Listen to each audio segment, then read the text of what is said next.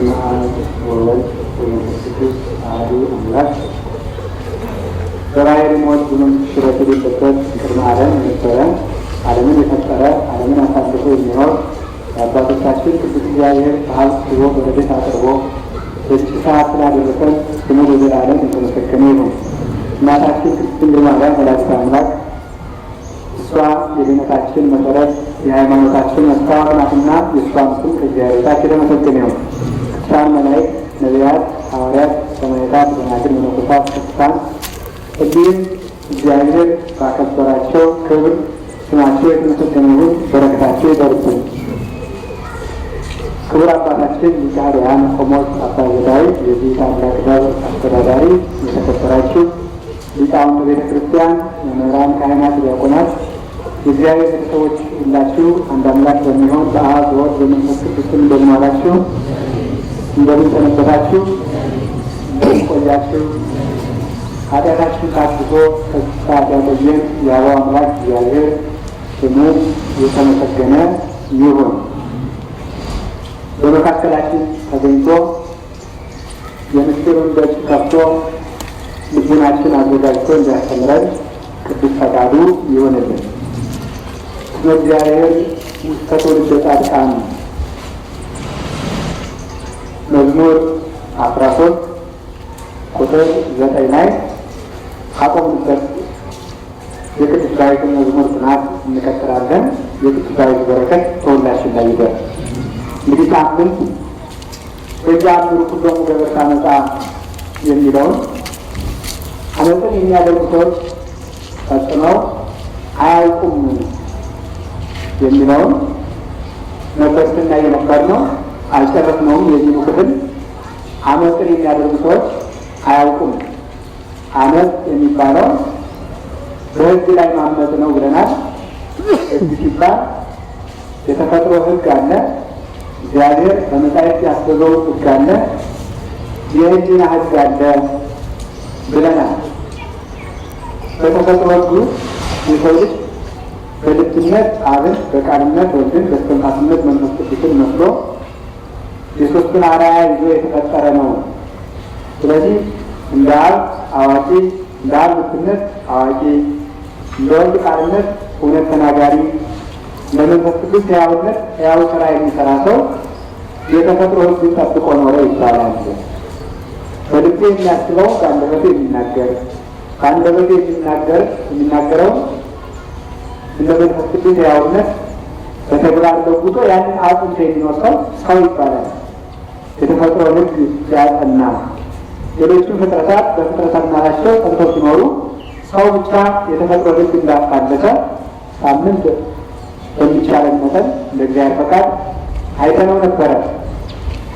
ሕግ የተጻፈውን ሕግ ደግሞ እግዚአብሔር በዘመናት ሰጥቷል። እስከ ሙሴ ድረስ የተጻፈ ሕግ አልነበረም። በሙሴ ዘመን ሕግ ተጀምሯል። እስከ ሙሴ ድረስ የተጻፈ ሕግ ያልነበረበት ምክንያት የሰው ልጅ ራሱ መጽሐፍ ስለነበረ ነው ይላል ቅዱስ ዮሐንስ አፈወርቅ። መጽሐፈ ሐዊ ሁለተኛው ምዕራፍ ላይ ተጽፎ እንደምናገኘው እስከዚያ ድረስ እግዚአብሔር ሕግን ያላጻፈበት ምክንያት እስከዚያ ድረስ የነበሩት ሰዎች የራሳቸው መጽሐፍ ነበሩ። ሰው እንደ ሰሌዳ፣ የእግዚአብሔር ሕግ ደግሞ እንደ ቃል፣ የመንፈስ ቅዱስ ስልጣን እንደ ጸሐፊ ሆኖ የእግዚአብሔር ሕግ በሰው ልቡና ተጽፎ ይኖር ነበረ። በኋላ ግን የሰው ልጅ እያመፀ ሰውነቱን በኃጢአት እያጎሰቆለ በደል እየጨመረ ሲመጣ እግዚአብሔር ሕጉን ከሰው ልቡና ደምስሶ ለሰው ልጅ በድንጋይ ጽላት ጽፎ ሰጠው። በውስጡ ያነበው የነበረውን ሕግ በልቡናው ያየው የነበረውን ሕግ ከሱ ወጥቶ በመጽሐፍ ላይ ተጽፎ ማኖር ጀመረ። ቀድሞ ሰው እግዚአብሔር ማደሪያ ስለነበረ የእግዚአብሔር ሕግ በልቡናው ተጽፎበት ነበርና ለማጥናት አይወርድም ነበር። አይወጣም አይወርድም። ሰው ኃጢአትን ሲሰራ ግን ዝንጋኤ አደረበት። መዘንጋት መርሳት አደረበት። ዝንጉ ሆነ የሰው ልጅ። ከዚህ የተነሳ ሕግ በአፋ ተጻፈለትና ወጥቶ ወርዶ ያጠናል። ያጠናውን ይዘነጋዋል። ቀሌምንጦስ ዘሮም እንደሚናገረው ሰው የሚረሳው ሁሉን የማይረሳ እግዚአብሔር ከልቡናው ስለሌለ ነው ይላል። እግዚአብሔር በልቡ ያለው ሰው አይረሳም። ምክንያቱም እግዚአብሔር ሁሉን ስለማይረሳ ብርሃን ያለበት ጨለማ እንደሌለበት የማይረሳው እግዚአብሔር የሌለበት ልብ ደግሞ አይረሳም። ስለዚህ ሰው ከእግዚአብሔር ሲለይ ረሲ ዝንብ ይሆናል። ወጥቶ ወርዶ የሚያጠናበት ምክንያት በኃጢአቱ ምክንያት ነው። ያንን ሕግም እግዚአብሔር የበረከት መስፈሪያ አድርጎ ሰው ሕጉን እየጠበቀ ሕግ ደግሞ ሰዎችን እየጠበቀ ሕጉን ሲያከብሩ ሕጉ ከረሃብ ይጠብቃቸዋል። ሕጉ ከጦርነት ይጠብቃቸዋል። ከቸነፈር ይጠብቃቸዋል። ከመቅሰፍት ይጠብቃቸዋል። ከሞት ይጠብቃቸዋል። የእግዚአብሔር ካለመሆን ይጠብቃቸዋል። እስማሙቱ ሕገጋት ያዕቅቡን ሕገጋት እነሱ እኛን ይጠብቆን አኮን ይነዘናቅቦም ለሕግጋት አጣሙቱ ሕገጋት ያዕቅቡንም ማሪሳት እንደተናገረው ሕግ እኛን ይጠብቃል እንጂ እኛ ሕግን አንጠብቀውም ይላል። ሰው ሕግን የሚጠብቀው ከሕግ ለመጠበቅ ነው። ሕግን ሲያከብረው ሕግ ለሰው ልጅ ጠባቂ ይሆናል። ጠማማ ሰው እንኳን ቢኖር ወይም ከአውሬ የባሰ ጨካኝ አረመኔ ገዥ በምድር ላይ ቢነሳ እንኳን ሕግ ያላፈረሰ ሰው ሞትን አይፈራም። ቅዱስ ጳውሎስ ዓመፀኛ የሚያስፈራው ለጠማማ ነው ይላል። የሕግ መጥበቅ የጨካኞች መብዛት የሚያስፈራው ለማን ነው? ለጠማማ ነው።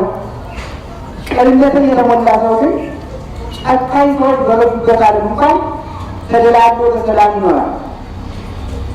ኤርምያስ በሰቆቃ ኤርምያስ ምዕራፍ 4 ላይ እንደሚናገረው አቤቱ ከጥላ ተጠግተን በጠላቶቻችን መካከል በሰላም እንኖራለን።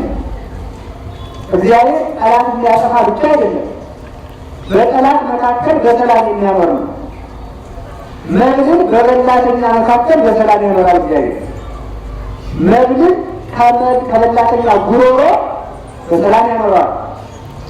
በኖህ ዘመን የርግብ እንቁላል ከእባብ አፍ ተፈልፍሎ ወጥቶ አይተናል። በነቢያት ዘመን እሳት ሰውን ይበላል፣ ሰዎች በእሳት መካከል በሰላም ወጥተዋል። በዳንኤል ዘመን አንበሳ ስጋ በል ነው ስጋን የሚበላ ዳንኤል ከአንበሳ አፍ ወጥቷል። ስለዚህ እግዚአብሔር መብልን በበላተኛ ጉሮሮ በሰላም አሳድሮ ያውላል። አሳንበሪ ቆርጣን ነው ዮናስ ከአሳንበሪ ቆጥ መብል በላተኛን ሀገር አድርጎ ኑሮ በሰላም ወጥቷል። እግዚአብሔር ይቻላል። ለሰው ያልተቻለ እግዚአብሔር ይቻላል። እንጀራን ከሰው አፍ አጉርሶ እንጀራ በሰላም ያብራል ብሎ የሚያስብ ሰው አይደለም።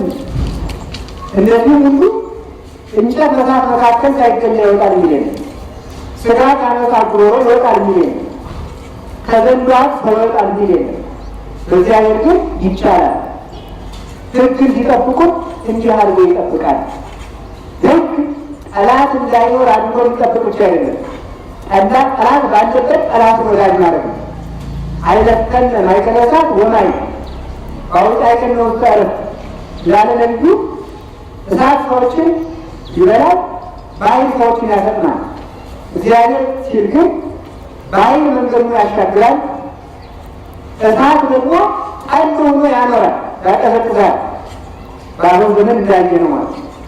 ስለዚህ እግዚአብሔር ሕግን የሰራው ገዥነቱን ለማሳወቅ ጌትነቱን ለማሳወቅ ሰዎችን ለመጨቆን ቀጥቶ ለመግዛት ሳይሆን ሰው እንዳይጠፋ ሕግ የሰው ዘበኛ ሆኖ ተሰርቶለታል። የሰው ጠባቂ ሕግ ነው። ሰው ለምን ለየሜዳው እንደሚሞት ታውቃላችሁ? ለምን ሰው ለየሜዳው የሚሞተው? የሰው ቤቱ የሚዘረፈው ለምንድን ነው? ሰው ብሎ የማይገባው ለምን ይመስላችኋል? ሰው እንደ ዶሮ ጭንቲ ዶሮች አፍና እንደምትወቅ የዱር አውሬ ግልገልን አፍኖ እንደሚወስድ የሰው ልጅ የሚታፈነው ለምንድን ነው? ሰው ለምንድን ነው ብሎ የማይገባ? ሕግ ስለማይጠብቅ ሕግ እሱን አይጠብቀውም። እግዚአብሔርን ሰው ስላላከበረ ስለዚህ የሰው ልጅ በቁሙ በቁመናው በሞቱ አልከበር ያለው በዚህ ምክንያት ነው። እግዚአብሔር ሰውን የሚጠብቀው በሕግ ነው። ሕግ የቻለ ሰው ጠባቂ የለውም። ዘበኞችን ቢያበዛ ሰራዊት ቢያደራጅ ሕግ የሌለው ሰው ጠባቂ የለውም። ጠባቂዎቹም በቀላሉ ይጠፋል። ለዚህ ነው ወከንቱ ወፈረስኒ አሰብ ፈረስም ቢሆን አሰብ ነው፣ ሰረገላም ቢሆን አያድንም የተባለ ከዚህ የተነሳ ነው። ሕግ የጠበቀ ብቻውን በሰላም ይኖራል። ሕግን የቻለ ሰው ደግሞ በሰራዊት መካከል ታፍኖ ይሞታል። ፈሪ ድንጉጥ ነው። ተራራው ፈረስታው ባህሩ ገደሉ ሁሉ ጠላቱን ያሳድደዋል። ያ ብቻ አይደለም፣ የገዛ ቤተሰቦቹን ጠላቱን ያሳድዱታል። ምራቁን ስም ብሎ ይገደዋል። የገዛ ወንበሩ የገደለው ሰው እንዳልታው ከተካሪ ኤሊ የገደለው ምኑ ነው? ካህኑ ኤሊ እኮ የገደለው ወንበሩ ነው። ሌላ ግለም እኮ የገደለው እግዚአብሔር ኤሊን ልጆችን ምከር ምከር ምከር ምከር አለ። ልጆቹን ስላልመከረ አይ የሊቀ ካህናት ልጆች ናቸው ካጠፉት ምን አደርጋለሁ ብሎ ዝም ሊል በነገሰበት የሊቀ ካህንነት ወንበር ላይ የገዛ ወንበሩ አለው። ኋላ ሲወድቅ ድንጋይ አልመታውም። አርጅቶ ስለነበር የገዛ ወና ጥንቱ ወቅቶ ገደለው። እግዚአብሔር ሲጣላ ከሩቅ ሰራዊት አያመጣም፣ ከቤት ጠላትን ያስነሳል። ሲጠብቅ ደግሞ እግዚአብሔር በጠላት ይጠብቃል። ወዳጆቹን በጠላት ጠብቋል ነው። የቅዱሳንን በድናቸውን ካረፉ በኋላ አጥናቸውን በኃይል ጠብቆ አስገኝቷል። የቅዱስ ቀሌምንጦስን ቅዱስ ቀሌምንጦስ ሕፃን ሳለ ቀሌምንጦስ ዘሮም የቅዱስ ጴጥሮስ ደቀ መዝሙር በኃይል ውስጥ ተጠቅሞ ነበረ። በኃይል ውስጥ ተጠቅሞ ጠፍቶ ዓመት ሙሉ ከባህር ውስጥ ከርሞ አይሙት ይሆናል። ያን ሙቷል አውሬ በልቶታ ሲባል በዓመቱ ቢሄዱ ባህሩ ተገልጦ ያጣል። ከባህሩ መሀል ቁልጭ ቁልጭ እያለ ተገኙ። እግዚአብሔር ጠላትን ወዳጅ አድርጎ የሚያኖር አምላክ ነው። ሕግ የሰራ በዚህ ነው። ሰዎች በሕግ ላይ ካንቁ ግን ወዳጅንም አመጥን ያደርገዋል። ሰው የገዛ ካሉን ጠላት እንዲሆንበት ያደርጋል። ስለዚህ እግዚአብሔር ሕግን የሰራ ለዚህ ነበረ። በብሉይ ኪዳን ሕግ የሰራል የሰው ልጅ እንዲሁ እንዳይቀሰም ያለ ጊዜው እንዳይሞት እህላቶ እንዳይሞት በበሽታ በቸነፈር እንዳይወጋ በቀን ወራሪ በቀን በሌሊት ሰባሪ እንዳይጠቃ እግዚአብሔር በሕግ ይጠብቀዋል። ሰውን የሚጠብቀው ጥብቅ ግድግዳ አይደለም። ሰውን የሚጠብቀው የከተማ አጥር አይደለም። ሰውን የሚጠብቀው የጠነከረ ደጅ አይደለም። ሰውን የሚጠብቀው ትጉሃን ዘበኞች አይደለም። ሰውን የሚጠብቀው ሕግ ነው። ሰውን የሚጠብቀው ንጽሕና ነው። ሰውን የሚጠብቀው ቅድስና ነው። ኖህ የጠበቀው ንጽሕናው ነው፣ መርከቡን አይደለም። እውነት እንጨት በውሃ ላይ ተንሳፎ የሚያድግ ይመስላችኋል? መርከቢቱን ንጽሕናው ትጠብቃታለች፣ መርከቢቱ እሱን ትጠብቃለች። የእሱ ንጽሕና መርከቢቱን ትጠብቃለች፣ መርከቢቱ ደግሞ እሱን ትሸፍነዋለች። እሱ በኃጢአት ማይለት ስላልሰጠመ መርከቢቱ ደግሞ በኃጢአት ምክንያት በመጣው በንፍር ውሃ አልሰጠመችም። ኖህ በኃጢአት ማይለት ቢሰጥም ኑሮ መርከቢቱ በንፍር ውሃ ትሰጥም ነበረ። እሱ በኃጢአት ስላልሰጠመ መርከቢቱ ሳትሰጥም ቀረች። ስለዚህ የእሱ ንጽሕና መርከቢቱን ጠበቀ፣ መርከቢቱ ደግሞ እሱ ሸፈነችው። ሰውየው ዳነ። ሰውየው ሰውን የሚጠብቀው ንጽሕና ነው፣ ሰውን የሚጠብቀው ሕግ ነው የሚባለው። ስለዚህ ገንዘብ የሚጠብቀው ባንክ አይደለም፣ ገንዘብ የሚጠብቀው ሕግ ነው። ዝሙት የገንዘብ መቁረጫ ላይ ያመጣል። እንጨት በስለት እንደሚቆረጠው ሀብት ደግሞ በዝሙት ይቆረጣል። የዘማውያን የገንዘባቸው መውጣው ብዙ ነው፣ መግቢያው ጥቂት ነው። የጻድቃን የንጹሐን ደግሞ ጥቂት ገንዘብ ሊኖራቸው እንኳን ወጪ አበዛባቸው። ሰው በረከት የሚያጣው ስለዚህ ነው። ሕጌን አፍርሳችኋልና ይላል ትንቢተ ሐጌ ምዕራፍ 1 ላይ ሕጌን አፍርሳችኋልና ገንዘባችሁ በቀዳዳ ከረጢት እንደተቋጠራችኋል ነው። ሕግ የገንዘብ እረኛ ነው። ሕግ የዕድሜ እረኛ ነው። ሕግ የጤና እረኛ ነው። ሕግ የሀገር እረኛ ነው። ሀገር የሚጠብቀው ሕግ ነው። ሀገር የምትመርጠው ሕግ ሲፈስ ነው። ሕግ ሲፈርስ ሀገር ይፈርሳል። ሀገር ብቻ የሚፈርሰው ሕግ ሲፈርስ የሰው አካል ይፈርሳል። የአዳም አካል በሞት የፈረሰው እሱ ሕግ ስላፈረሰ ነው። አትብላ የሚል ሕግ ሲያፈርስ የእሱ አካል በሞት እንዲፈርስ ተፈረደበት። መፍረስ የሚፈጣው በሕግ አፍራሽ ነው። እስመ ዘንዘ እንተ አዳም ሕግ ይከውን ለቅጣት ወደ ሙስና ይላል ሰሎሞን በጥበቡ ሲናገር። ከሕግ ተላላፊዎች ከሕግ አፍራሾች የሚወጣ ዘር ለጥፋት ይሆናል። ሕግ አፍራሾች የሚወልዱት ዘር ሕግ አፍራሾች የሚተኩት ልጅ መጨረሻው ጥፋት ነው። አሁንም ቢሆን ለምን እንደዚህ ወንድም ሕግ ማፍረሳችን የተፈጥሮን የተጻፈን የሕሊናን ሕግ ስላፈረስ ነው ችግር የሚመጣው። ስለዚህ አመፀኛ ሰዎች ሕግን አያውቁም፣ ስለዚህ ይጠፋሉ ብሎ ቅዱስ ዳዊት ተናገረ። በዚያውም ላይ ይላል አመፀኛ ሰዎች የማያውቁት ምንድን ነው ሲሆን ባለፈው ዘርዘር አድርጌ ነግሬያቸዋለሁ። ዛሬ ጥቂት ለመጨመር ያህል አመፀኛ ሰዎች ምን አያውቁ? አንደኛ እግዚአብሔር ተበቃይ አምላክ መሆኑን አያውቁ፣ ተበቃይ አምላክ መሆኑን አያውቁ። ሁለተኛ እግዚአብሔር የሞትና የሕይወት ባለቤት መሆኑን አያውቁ። ምን ማለት ይመስላችኋል? እግዚአብሔር የሕይወትና የሞት ባለቤት መሆኑን ያወቀ ሰው ነፍስና ሥጋዬ በእግዚአብሔር እጅ ናት ብሎ ያስባል። ነፍስና ሥጋዬ በእግዚአብሔር እጅ ናት ያለ ሰው ደግሞ በነፍሴ ይፈርድብኛል፣ በሥጋዬ ይቀስተኛል ይላል። በዚያውም ላይ ነፍስና ሥጋዬ በእግዚአብሔር እጅ ስለሆነች ሕጉን ባፈርስ ይጥለኛል። እኔ በትንሣኤ ላይ ይናገራል። እስራኤል በእኔ እጅ ላይ ነው ያላችሁ ይላል። በእኔ እጅ ላይ አላችሁ ይላል። በእጄ ቀርጫችኋለሁ ይላል። በእጄ ቀርጬ ጽፌያችኋለሁ ይላቸዋል ጌታ። ሰው በደብዳቤ ጽፎ የሚወደውን ሰው ስም ዝርዝር እንደሚይዘው እስራኤል እናንተ በእኔ እጅ ላይ ተቀርጻችኋል። እንዲያውም ጌታችን መድኃኒታችን ኢየሱስ ክርስቶስ እሱን የተነከረ የክርስቲያኖችን ስም በእጁ ላይ ለመጻፍ ነው ይላል ሊቃውንቱ። ከዚህ የተነሳ ተመልከቱ፣ እሰርዛችኋለሁ፣ ደመስሳችኋለሁ፣ እጥላችኋለሁ ይላልና ሰው እግዚአብሔር እጅ ላይ ሊገጭ ይላል። ሰው እግዚአብሔር አሁን ቢሸከማችሁ እኔ እናንተ ቢሸከማችሁ ከኔ ትከሻ ላይ ናችሁ መራቃችሁ ትተፉብኛለን? አትተፉብኝም። ለምን አትተፉብኝ? አክብራችሁ ነው። አይ እንግዲህ የህፃን ይሄ እኮ መሬት አይደለም፣ ይሄ እኮ አፈር አይደለም፣ ይሄ እኮ ቁቆሻው የሰው ነው። አሰው የት ተፋለ ሰው ትከሻ ላይ እንዳለ ስለሚገባ ነው። ግን አያችሁ ተመልከቱ፣ ሁሉ ውስጥ ያለው አድ ዓለም በራሁ እግዚአብሔር ዓለምን በመዳፉ የያዘን እንደ እንቁላል በማዕድ ይዞታል፣ እንደ ጽናን ጠብቆ ይዞታል። ሰው የሚበድለው ከእግዚአብሔር እጅ ላይ ሆኖ፣ ሰው የሚሰጠው እግዚአብሔር እጅ ላይ ሆኖ፣ ሰው የሚዘምተው እግዚአብሔር እጅ ላይ ሆኖ ያንን ነው የሚረሳው። እግዚአብሔር የነፍስና የሥጋ በዚያም ላይ ሰው የነፍስና የሥጋ ባለቤት ከሆነ እግዚአብሔር የፈጠረውን እግዚአብሔር ይግደለው ይላል እንጂ እኔ ገድላችኋለሁ፣ እኔ አፈርሳችኋለሁ፣ እኔ ቆርጣችኋለሁ ብሎ አይመካም። ሰው እንዲህ ያለ ተመልከቱ። ስራን መናቅ እግዚአብሔርን መናቅ፣ ሰራተኛውን መናቅ ከሆነ ሰውን መናቅ እንዴት እግዚአብሔር መናቅ አይሆንም?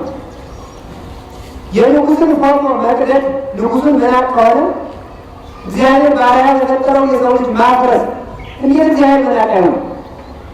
ታውቃላችሁ፣ በምርጫ ጊዜ የፖለቲካ ፓርቲዎችን ማስታወቂያ የቀደደ ሰው ይቀጠላል።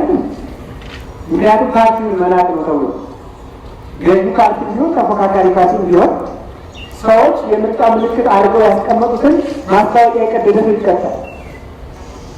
ያን የሚያስቀጣ ከሆነ ሰው የእግዚአብሔር አምሳል ነው። ምናልባት የሀገሪቱ መንግስት የጸር የለጠፈውን ማስታወቂያ ላይ ምላትን ጥፍ ብለህ ብትሄድ የሚመርድብህ ከሆነ የእግዚአብሔር ማስታወቂያ፣ የእግዚአብሔር መታወቂያ፣ የእግዚአብሔር መልክ የሆነው የሰው ልጅ ስትል እግዚአብሔር ምን ያህል እንደናቀው ታውቃለህ። በእውነት ማለት ሰውን ከሚልቅ ሰው በላይ እግዚአብሔር የሚልቅ ሰው ሰውን የሚልቅ ሰው የሚልቀው እግዚአብሔር ነው።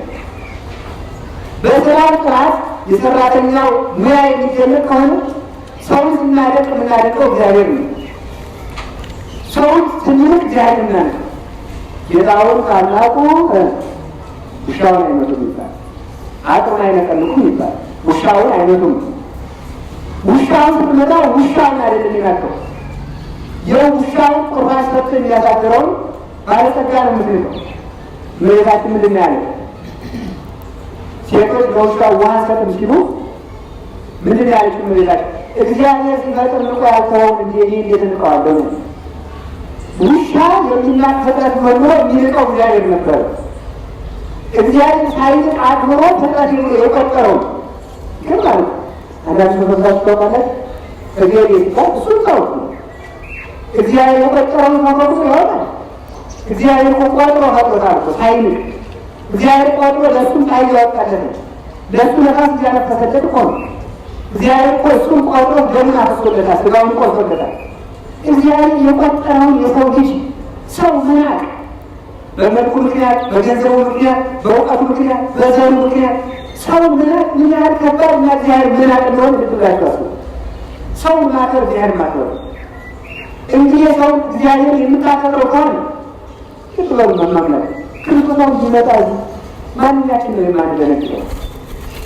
ክርስቶስ ቢመጣ ሁላችሁ አትነሱ አትደነግጡ? ሁላችን እንፈራለን። ክርስቶስ ቢርበው የማያበላው ማን አለ? እናንተ መካከል ክርስቶስ ራቁቱን ቢያዩ የማያለብሰው ማን? ክርስቶስ ቢታሰር የማይጠይቀው ሰው ማን? ክርስቶስ ቢታመም የማይጠይቀው ሰው ማን? እንጃማ ባልንጀራችን ስንጠይቅ የምንጠይቀው ማን ነው? ክርስቶስን ነው። ባልንጀራችን ስናብር ዘገበርክሙ ለአሐዱ ምንትኑ ዛቲ ተገበርክሙ፣ ከእነዚህ ከታናናሾቹ ለአንዱ ያደረጋችሁ ለእኔ አድርጋችሁ ታለ እውነት። ስለዚህ ክርስቶስን የሚወድ ሰው ማለት ባልንጀራውን የሚወድ ሰው ነው። እና ሰዎች ተመልከቱ፣ እግዚአብሔር የነፍስና የሥጋ ፈጣሪ መሆኑን ረስተው እግዚአብሔር በፈጠረው አካል ላይ ይቀልዳሉ። እግዚአብሔር በፈጠረው ነፍስ ላይ ይቀልዳሉ። ሰው ሰራተኛ ሲቀጥር ታይታችሁ ታውቃላችሁ። አንዳንድ ሰዎች ባለጸጎች የቤት ሰራተኛ ሲቀጥሩ ሰራተኞቹን እኮ ደመወዝ የሚከፍላቸው ብቻ ሳይሆን ነፍስና ሥጋቸውን የፈጠሩ ከሆኑ አይኖሩም ይመስላሉ። አንዳንድ ሰው ገና ሲገባ ናያች ጫሜናው ገና አበሩ መሆኑ እኮ ነው። አንዳንድ ሰው ሶፋው ላይ ተኝቶ ማስገድጉ በዚህ እኮ ነው እኮ በአንቺ ወጡ ሰርተሽ ቤቱን ወሉለሽ እቃውን አቀራለሽ ወጡ ሰርተሽ ቆይ የሚያስከስከስ ከምነው በጣም ነው የሚደንቀው። ሰው ቤተክርስቲያን ደርሽ ከመጣ ቦታ አደውታ አለ የዚያችን ሰራተኛ ነፍስ ዚያን ለሚፈልጋል አውቁ እሷ ቤተክርስቲያን ብትሳለን እሷ ቤተክርስቲያን ብትስም ስትጸልይ በፍጹም የእነሱ ባሪያ እግዚአብሔር ባሪያ ቀምጠው የእነሱ ባሪያ ፍጹም ያደርግ። አንዳንድ ሰውማ አይነት እኮ ነው የቤት ሰራተኞቻቸው የሊቱ ባል እንዳይጸልዩ ይከለክላል። ለምን ሲባል ነገ ስትሰሪ ትደግሚያለሽ። እንዲህ አይነት እኮ ነው በእውነቱ ነው እንደዚህ የሚሉ ተመልከቱ። አንድ ነገር ሰራተኞች እግዚአብሔር ምን ያላቸው? እናንተ ሰራተኞች ሆይ ያላቸው ቅዱስ ጳውሎስ እናንተ ሰራተኞች ሆይ ለጌቶቻችሁና ለመሬቶቻችሁ ስትገዙ ለእግዚአብሔር እንደምትገዙ ቁጠሩት። ከመዘለብ ዚነ እውነት ነው። ላወቀበት ሰው ሰራተኞቹ አሰሪዎቻቸው ጨካኝ የሆኑበት ለእነሱ ሲገዙ አይ ለእናንተ ሰው የምትገዛው ለአምላኬ ነው ብለው ከተገዙ እሱ ለጥቅ ይቆርላቸዋል። በዚያው ልክ ደግሞ እነዚህ ሰዎች ደግሞ እግዚአብሔርን እንዳያመልኩ ከልክለው የእነሱ ብቻ ባሪያ የሚያደርጉ ደግሞ እግዚአብሔር የሚቀሙ ናቸው። ስለዚህ በእውነቱ ማለት ነው ሰው በስልጣን የበላይ ነኝ ብሎ በገንዘብ የበላይ ነኝ ብሎ በእውቀት የበላይ ነኝ ብሎ ሰው የራስ ባሪያ ማድረግ ነፍስና ሥጋውን ለፈጠረው ለአምላኩ እንዳይገዛ መከልከል ይበለው እግዚአብሔር ለፈርዖን ፈርዖን ለሕዝቤ ፈርዖን እግዚአብሔር እንዲህ ይላል ሕዝቤን ልቀቅ ለእኔ ያደርጉ ልቀቃቸው ብሏል። የእግዚአብሔርን ሕዝብ እግዚአብሔር ያገለችን ልንለቀው ይገባል። እኛ የነፍስና የሥጋው ፈጣሪ መስለን የራሳችን ባሪያ በማለት በእውነቱ አንዳንድ ሰው ደግሞ ሚስቱን የራሱ ብቻ ባሪያ ያደርጋታል። እኔ ቤተክርስቲያን ስማለሁ ነገ ትንሣኤ ነው እናንተ ሽሮውን ሰርታችሁ እንትኑ ቆርጣችሁ ያን ቆልታችሁ ያን ቀላችሁ ያን ብሎ በእውነት ነው ይህ ኖሩ እኮ ነው። አንዳንድ ሰው የሰውን አካል የራሱ መጠቀም ያድርጎ የሚቆጥረዋል። ይህ ፈጽሞ ነው ለእግዚአብሔር የሆነውን ለዚህ አይነት ይገዛል። አንዳንድ ሰው ደግሞ ልጁን ለራሱ ብቻ እግዚአብሔር ይሰጥ እግዚአብሔር አይሰጠውም። እግዚአብሔር ያገልግል እየተማር ጸሎት ይቅርብህ፣ እሺ አጥና ሩቄን ይታወቃል። ጾም ይቅርብህ፣ ስታጥና ይደግማል። ስግደት ይቅርብህ፣ ማስቀደስ ይቅርብህ፣ የጥናት ጊዜ ይጨማል። ነፍሱን ለፈጠረ ስጋውን ለፈጠረ ለአምላኩ እንዳይገለገል ከውት አድርገው የሚገሉ ሰዎች እኮ ይሄ ነው። ተመልከቱ። እንዲህ ያሉ ሰዎች እግዚአብሔር የነፍስና የስጋ ፈጣሪ እንደሆነ አያውቁም። እናንተ ሲሆን ሁላችን ሲሆን እግዚአብሔር የነፍስና የስጋ ፈጣሪ እንደሆነ ታውቃችሁላችሁን? አንድ ግን ይገራል። አብዛኛውን የጊዜ ዘመናችን የጨረስነው ማንን በማገልገል ይመስላችኋል? ራሳችን በማገልገል። ሰው የራሱ ባሪያ ሆኖ መሞት የለበትም። ሰው እግዚአብሔር ባሪያ እግዚአብሔር ባሪያ እንደው ይላሉ እመቤታችን ለአመቱን እግዚአብሔር እነሆ የእግዚአብሔር ገረዱ አለሁን ነው ያለ። የሙዚቃውን ይሉታል። ሌላ ጌታ ያለበት ሰው ያን ጌታ ባሪያ ማለት አይችልም። ድንግል ማርያም የዲያብሎስ ባርነት ስለሌለባት የእግዚአብሔር ገረድ ብላ መናገር የቻለችው የዲያብሎስ ባርነት የሔዋን መርገም ስለሌለባት ነው ይላል። የዲያብሎስ ባሪያ የሆነ ሰው እግዚአብሔር ባሪያ ነኝ ብሎ መናገር አይችልም። እና አንድ ባጃጅ ሁሉንም አባባለው የስላሴ ባሪያ ምስል ያለባት ናት ግን ይሳያት ተገርብኛል። የስላሴ ባሪያ ብላለች እና ወይ አንዳንድ ሰዎች ደግሞ የስላሴ ባሪያ ይላል። ሁሉ ይፈጋል ነው ሆይ የሆድ ባሪያ አይደለም። የስጋ የፍትወት የመጎምጀት የአፍህ ባሪያ አይደለም። ከዚያ ነፃ ወጣሉ እንጂ ለደፍረ መናገር ትችላለህ ወይ? ሰው የእግዚአብሔር ባሪያ ብሎ መናገር የሚችለው ከስጋ ባርነትና ከኃጢአት ባርነት ነፃ ሲወጣ ነው። ከዲያብሎስ ባርነት ነፃ ወጣ ሰው ያ በእውነት የእግዚአብሔር ባሪያ ብሎ መናገር ይችላሉ። ግዛ ሊሰበከል ሚላለት ጳውሎስ ማንም ሰው ለተገዛለት ነገር ባሪያ ነው። ማንም ሰው ለተገዛለት ነገር ባሪያ ነው። ሱስ የሚገዛው ሰው የሱስ ባሪያ ነው። እንቅልፍ የሚገዛው ሰው የእንቅልፍ ባሪያ ነው። መብል የሚገዛው ሰው የመብል ባሪያ ነው። ፍትወት የሚገዛው ሰው የፍትወት ባሪያ ነው። ሰው የሚገዛው ሰው የሰው ባሪያ ነው። ሰውን ፈርቶ የሚኖር እግዚአብሔር መስራት ባሪኑ የሌለበት ሰው የሰው ባሪያ ነው። ስለዚህ የእግዚአብሔር ባሪያ ለመባል ራስህን ነፃ ማውጣት ይገባሃል የሚለው በእውነት ነው። ስለዚህ ያለ ሰዎች ራሱን እግዚአብሔር የነፍሴ ፈጣሪ ነው ያለ ሰው ነፍሱን ለእግዚአብሔር ያስገዛል። እግዚአብሔር የስጋ ፈጣሪ ነው ያለ ሰው ለራሱ ሳይሆን ለእግዚአብሔር መኖር ይችላል። ቅዱስ ዮሐንስ አፈወርቅ ሮሜ ምዕራፍ 14 ሲተረጉም ምን የሚለው እኛ አለ ለራሳችን መኖር ብቻ ሳይሆን ለራሳችን መሞት እንኳን የማንችል ሰውን ነው። ሰው ለራሱ እንዲኖር ሳይሆን የተፈጠረው ለእግዚአብሔር እንዲኖር ነው። እሱ ብቻ ይገርማችኋል። ሰው ለራሱ መሞት እንኳን አይችልም። ሰው መሞት የሚችለው ለክርስቶስ ነው። አንድ ቤተክርስቲያን የበረሃ አባት በበረሃ የሚኖር ባይታይ ብሎ ተናገረ። በክርስቶስ ማመን ማለት ለክርስቶስ መሞት ማለት ነው። በቃ በክርስቶስ ማመን ማለት ለክርስቶስ መሞት ማለት ነው። ለክርስቶስ መኖር ማለት ደግሞ በክርስቶስ መኖር ማለት ነው። ይማት ነው የስራ ሰጥቻለሁ ታውቁት ነው። በክርስቶስ ማመን ማለት ለክርስቶስ መሞት ማለት ነው። ለክርስቶስ መኖር ማለት ደግሞ በክርስቶስ መኖር ማለት ነው። እንግዲህ ተርጉማችሁ አይደል? ለክርስቶስ በክርስቶስ የሚያመሰው ለክርስቶስ ይሞታል። ለክርስቶስ የሞተ ሰው በክርስቶስ ይኖራል። እንዲያውም ማለት ከራስን ቅርፊት ተላቀህ ስትወጣ ያን ጊዜ አንተ እግዚአብሔር ባሪያ ማለት ትችላለህ። ወይም ሁሉም ገበታ መጣ አመጠኞች ይህን የማያውቁ ስጋቸው የእነሱ እንደሆነ አያውቁ። ስጋቸው የራሳቸው ይመስላቸዋል። ስጋቸው የወከነው የሚሰሩት እግዚአብሔር በእጃቸው በእግራቸው ከራስ ፀጉራቸው እስከ ጥፍራቸው ባላቸው አካል እግዚአብሔር የሚያዝበት እንደሆነ ስለማይገባቸው እግዚአብሔር ወደደም ሳይሆን እነሱ የወደዱትን እየሰሩ ይሞታሉ ማለት። ከዚህ የተነሳ እግዚአብሔርን ለራሳቸው አሳልፎ ይሰጣቸዋልና በራሳቸው ፈቃድ ተላልፈው ይሞታሉ ማለት። እግዚአብሔር በማይረባ አእምሮ አሳልፎ ሰጣቸው የሚባልበት ከዚህ የተነሳ ነው። ስለዚህ አመፀኞች የማያውቁት ይህንን አመፀኞች ሌላ ምንም የማያውቁ ይመስላቸዋል። ሌላ እግዚአብሔር ነፍስና የስጋ ፈጣሪ ነው። እግዚአብሔር ስጋዬን ፈጥሮታል ብለህ ካመንክ ስጋዬን እግዚአብሔር ያፈጥረዋል ብለህ ማሰባለህ። እግዚአብሔር ስጋዬን ፈጥሮታል ብለህ ካመንክ ስጋዬን የሚያበላው እግዚአብሔር ነው ብላችሁ መሆን አለባችሁ። ስጋን የሚያበላው ማንን ያላችሁ? እግዚአብሔር ነው ብላችሁ ታስባላችሁ? አኮን ነፍስ እንጂ በስጋን ማለት ስጋን የፈጠረው እግዚአብሔር ነው ማለት ስጋን ያለፈው እግዚአብሔር ነው። በልጣልጥነት ለብሰህ አትኖር። በልጣልጥነት በልተህ አትኖር። የሚያኖረን እግዚአብሔር ነው፣ የሚያለብሰን እግዚአብሔር ነው። ስግብግብነት እንዲጠፋ እግዚአብሔር የነፍስና የስጋ ፈጣሪ ነው ማለት ነው። በማለት የፈጠረኝ ለአበላኝ አይደለም፣ የፈጠረኝ ለአለብሰኝ አይደለም፣ የፈጠረኝ ለአኖረኝ አይደለም። ስርዓቱን የሚያውቀው እግዚአብሔር ፈጣሪ ነው ያለ ነው። ወያምሩ ሁሉም በበታ መጣ አመትን የሚያደርጉ ሰው እግዚአብሔር ነፍስና ስጋቸውን እንደፈጠረው ይረሱና የፈጠራቸው እግዚአብሔር እንደማያኖራቸው እንደሚያምራቸው ስለማያውቁ ጊዜ ይፈራሉ። አያችሁ የእግዚአብሔር ነው። እግዚአብሔር ስጋዬን ፈጥሮታል ካል ብለን ካምን እግዚአብሔር ካልፈጠረ ስጋችን አይፈርም። እግዚአብሔር ነፍሴን ፈጥሯታል ካላችሁ ወይም ብለን የምናምን ከሆነ እግዚአብሔር ካልፈጠረ ነፍሳችን ማውጣት የሚችል ሰው የለም።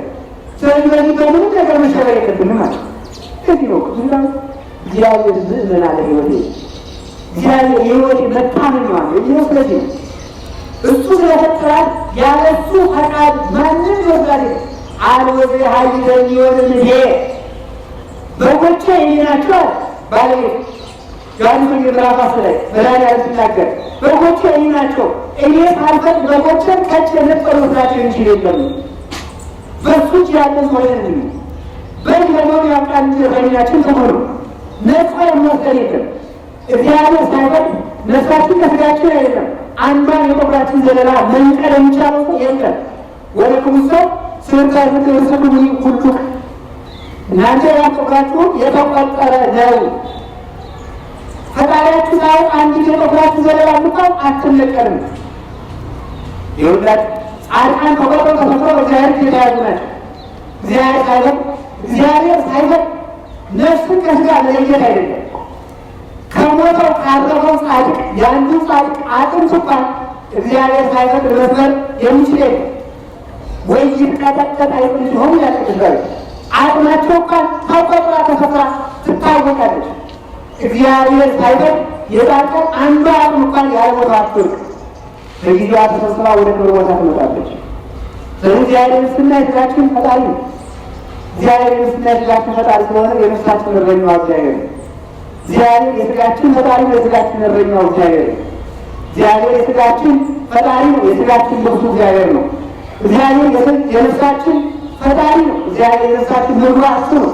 እሱ ስለሆነ ነው ለነፍሳችን ስጋውን የቆረሰላት፣ ለነፍሳችን ደሙን ያፈሰሰላት።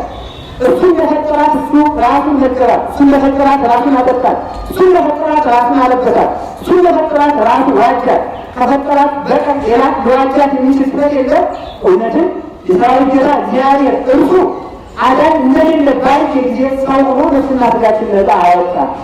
ስጋችን ከመመስረት ነፍሳችን በሲኦል ከመጣት በግራጋንት ከመጠጠቅ ነፃ አወጣ እርሱ ነው። በእሱ ብቻ ይቻለዋልና። አለተኛ ሰዎች አያውቁ። ምንድን ነው የማያውቁት ስትሉ እግዚአብሔር እንደሚያይ አያውቁ። እግዚአብሔር እንደሚያይ አያውቁ። እግዚአብሔር ያያለው ዲያቆን ምንድን ነው? ዲያቆን ነው ከእናንተ መካከል ማንም ማን በክፋት እንዳይኖር ተመልከቱ። እግዚአብሔር ያያል። እግዚአብሔር ያያል። እንደዛ ቢሎ ዲያቆን ራሱ እግዚአብሔር ያያል። እንደዚህ እያለው እግዚአብሔር ያያለው ዋልታ ስታፈቱ እግዚአብሔር ያለው ጻድቃ ስለት ስትመጣ እዚህ ጻድቅ መስለት ስትመጣ ማን ያያል? እዚያ ተጣልተን ቂም ይዘህ ስትመጣ ማን ያያል? እግዚአብሔር ያያል። ሌሎችም ዘግተህ ስታመነዝር ማን ያያል? እግዚአብሔር ያያል። በስውር ስትሰጥ እግዚአብሔር ያያል። ነገር ስትሰራ እግዚአብሔር ያያል። ስትዋሽ እግዚአብሔር ያያል። እግዚአብሔር ያየኛል።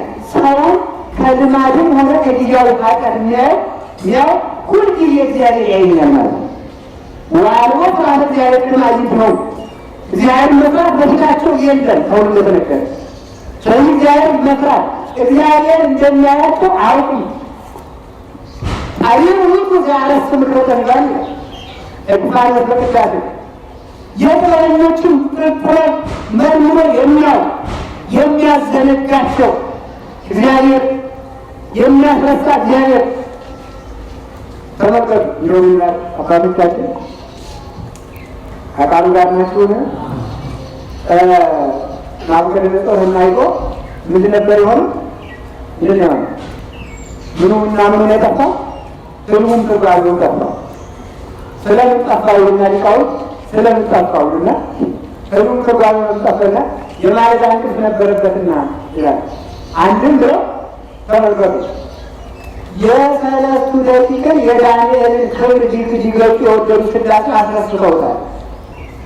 እነ ዳንኤል በዚያ ሰዓት ነገር እየተሰራባቸው እግዚአብሔርን በማምለካቸው በከለዳውያን ዘንድ እየተናቁ ከቤተ መንግስት እንዲወጡ ብዙ ስራ እየተመከረባቸው ስለነበረ ሰለስቱ ደቂቅ ከቤተ መንግስት እንዲወጡ እየተመከረባቸው ስለነበረ እግዚአብሔር የእነሱን ጥበብ ለመግለጥ ምን አደረገ? የናቡከደነፆርን ሕልም አስረሳ።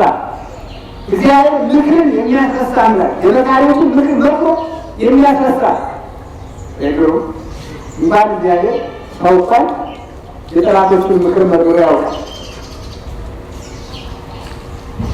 ፍየል እንኳን አለች ይባላል አይደል? የፍየል ልጅና የቀበሮ ልጅ አለ በአንድ ላይ አደን ይውሉ ነበር፣ ይጫወታሉ ይባላል። ከዚያ በኋላ የቀበሮ ልጅ ጋር ለእናቷ ምን አለች? ከማን ጋር ሄደሽ መጣሽ ሲባል ከፍየል ልጅ ጋር አፈር ያስመጣችና በራሳችን ይዘሻት አትመጭም ነበር አለች። የፍየል ልጅ ደግሞ ከማን ጋር ሄደሽ መጣሽ ሲባል ከቀበሮ ልጅ ጋር አፈርና ደግሞ ትምጣለች ነገ እንዳትይ አለች። የቀበሮ ልጅ ደግሞ ነገ ሄደሽ ነበር። በሌላ ጊዜ የፍየል ልጅ ነይ እንጫወት አለች። ከእናንተ ቤት የተመከረው እኛም ቤት ተመክሯል ዳመደረስ አላደለም። ስለዚህ እንስሳት እንኳን በምን ያውቃሉ አይደል? እንስሳት እንኳን አውቀው ተመልከቱ። ርግብ እንኳን ራስ ሲመጣ ታውቀውና ከዛፉ ላይ ሆና ትጮኻለች። አንበሳ በግና ፍየል የሄዱበትን እንዳያውቁ በሄደበት በጅራቱ ዱካውን እያጠፋ ነው የሚሄድ። እግዚአብሔር ደግሞ ከዚህ ላይ ለፍጥረታት በምን የሰጠ አምላክ ስለሆነ ልቡን ኩላሊትን መርምሮ ያውቃል። ስለዚህ እግዚአብሔር እንደሚያይ አያውቁም። ግፈኛ ሰዎች እግዚአብሔር ያየኛል፣ እግዚአብሔር ይሰማብናል፣ እግዚአብሔር ያይብናል አይሉም። ጥበበኛ ሰዎች፣ አመፀኛ ሰዎች የእግዚአብሔርን መንገድ አያውቁም ይላል። የእግዚአብሔር መንገድ ምንድን ነው? ፍቅር ነው። ያንን አያውቁም። እግዚአብሔር ባልመጣብን አንዳንድ ስቀ ይገባቸዋል። የእግዚአብሔር መንገድ ምንድን ነው? ለምሳሌ የእግዚአብሔር መንገድ አንዱ ምን ይመስላቸዋል? ትህትና። አመፀኞች ግን የእግዚአብሔር መንገድ አያውቁም። ወያምሩ ማለት ነው ተሰላም የሰላም መንገድ አያውቃትም። የማያውቀው አንዱ ይሄ ነው። አመፀኛ ሰው የማያውቀው እግዚአብሔር የሚገኝበት መንገድ ያውቀው። እግዚአብሔርን ያመሰገነ ሰው ያውቋል። እግዚአብሔርን የተሳተፈ ሰው ግን ያውቀው። አሁን እኔ አንድ ነገር ይገራል። ብዙ ከቤተክርስቲያን የሆኑ ሰዎች አሉ። እመቤታችን ቅዱሳን ታቦትን ስራት ቤተክርስቲያን የሚያቃልሉ የሚሳደቡ ሰዎች ይሁጃምሩ ማለት ነው። ተሰላ ሌላው ይቅርና የሚጠቀኝ አሁን እግዚአብሔር ሲፈርድ ብራ አብታችሁልኛል ነው እንጂ ተሳድባችሁልኛል ይላሉ። እግዚአብሔር ተሳድባችሁልኛል ብሎ መስሎና ሲያወርደ አሁን ዞት ምልክት አሁን አንድ ሰው ይግርም እንዲሁ የመላእክታን ነገር ድንቅ የሚያደርገኝ የክርስቶስ የመሆኑ ምልክት ማርያም መሳደቡ እንዲሁ አሁን እንደዚህ ብሎ አሁን መቼት ይኸው ከፋ አስገድል ታማልዳል ታማልድ የሚሆኑ ትምህርት እንደሆነ እግዚአብሔር አሁን እናቴን ሰደክልኝ ብሎ ሊሄድ ነው። እናቴን ሰደክልኝ አይደል? እናቴን የሰደበ ቀርቶ ባልንጀራውን ሁሉ ተመልከቱ። ዘያንበለሁ ባልንጀራውን ያበሳጨ ሰው ቢሆን ተመልከቱ፣ በአሁነ ገሃነም ይፈረድበታል። ባልንጀራውን የሚያበሳጭ ስራ ይሰራል። የሚያበሳጭ ስራ የሰራ ማከሰኝ ምዕራፍ 5 ላይ የተነገረው በገሃነም ፍርድ ይገባል። ባልንጀራውን ያማረ፣ ባልንጀራው የተሳደበ፣ ወንድሙን ድሃ ያለ ሰው፣ ወንድሙን ጸጋ የለውም ያለ ሰው፣ ጸጋ ቢስ ነው ያለ ሰው፣ ወንድሙን ያዋረደ ሰው በገሃነም ፍርድ ይገባል። ሰው ቅዱሳን አይጓዝ እንጂ ያለ ፍርድ ይገባል። የትህትና መንገድ የእግዚአብሔር መንገድ አያውቃትም። የሰላም አምላክ ኢየሱስ ክርስቶስ የትህትና አምላክ ነው። ትሁት ነው። ከአባቱ ጋር አንድ ሲሆን ፍኖተ ትሕትናን ለማስተማር እስመ አብ ያዕድኅኒ አብ ይበልጠኛል ነበር ያለው። ተመልከቱ። ሁሉ ያደሉ ለዘፈነው ጻድቅ ሁሉ ለላከው እያደላ የሚኖር ሰው ጻድቅ ነው፣ ትሁት ማለት። ስለዚህ ትሑታን ሁኑ፣ ለላካችሁ አሉ፣ ራሳችሁ ዝቅ አድርጉ ለማለት እኔ ከአብ አንሳለሁ አባቴ ይበልጠኛል። ይህን ዘንድ እውነትን ያንሳል ብለን እንዳንክደው ለአባቴ ያለው ሁሉ የኔ ነው፣ እኔና አብ አንድ ነን አለ። ግን እኔ ከአባቴ አንሳለሁ አሉ፣ ሁልጊዜ አንሳለሁ በሉ።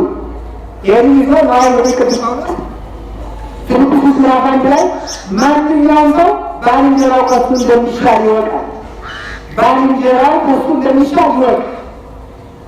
ሰው ማርያም አይደለችም፣ ነቢያት ሐዋርያት አይደለም፣ መላእክት አይደለም፣ ቅዱሳን አይደለም። ሰው ባልንጀራዬ ከኔ ይሻላል እንጂ ነው። በጣም ፍቅር ያለው የክርስቶስ መንገድ ትህትና ነው። ራሳችሁን ለካህናት አዋርዱ፣ እኔም ካህን ነኝ።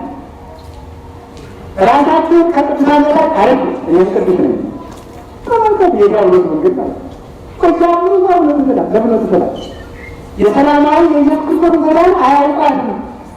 ክርስቶስ ትሁት ነው። ትሁት የሆኑ ሁሉ የክርስቶስ መንገድ ያውቃል። ትዕቢተኛ የሆነ ዲያብሎስን ጎዳና ያውቃሉ። ስለዚህ አውቀውም እነዚህኞቹ ተመልከቱ። ወቃይ በመጽሐለክሙ ወነሳችሁ ከማንትሙ ይካዱ ሀባዶ ካህን ዮሐንስ 12 ላይ ሲናገር እኔ ደግሞ ወደ እናንተ እመጣለሁ። ዮሐንስ 14 ላይ ይጽፋል። እናንተ እኔ ባለሁበት እንድትኖሩ እኔ ወዳለሁበት እወስዳችኋለሁ። ክርስቶስ ትሁት የሆነ ትሁት ስለሆነ ትሑታን ክርስቶስ ወዳለበት ይሄዳሉ። ዲያብሎስ ውድ ትዕቢተኛ ስለሆነ ትዕቢተኞች ምን ይባላሉ? ሁሉ ሰውታት ዘላለ ዘግቶ በሰይጣን ወለምለክ ወለምላክ ነው። ለሰይጣንና ለመለከኞቹ ወደ ተዘጋጁ ወደ ዘላለም እሳት ሁሉ ዲያብሎስን የመሰለ ዲያብሎስ ከገባበት ይገባል። ክርስቶስን የመሰለ ክርስቶስ ከገባበት ይገባል። የክርስቶስ መንገድ አንደኛ ይሉና መጨረሻ ይሉና ትህትና በእውነቱ ማለት ራስን ዝቅ ሲያደርጉባት ተመልከቱ። ምን ያደርጉት ነው? ወደምነና ለሀፍረት ህዝቡን ራስ ሲከፋቱን አላፈረ፣ ሲራቆት አላፈረ፣ ሲሰደብ አላፈረ፣ ነዳይ ስጋ ሲረስ አላፈረ፣ የህይወት ልጅ ሲባል አላፈረ፣ በምድር ላይ ሲመላለስ አላፈረ። መላእክት እንኳን የማይገባቸውን ሞት የማይመጣው ሞትን ሲቀምጡባት ከመላእክት ፊት አነሰ ተብሎ ሲነገርለት እንኳን አላፈረ። በእኛ ስጋ መገለጥን አላፈረ።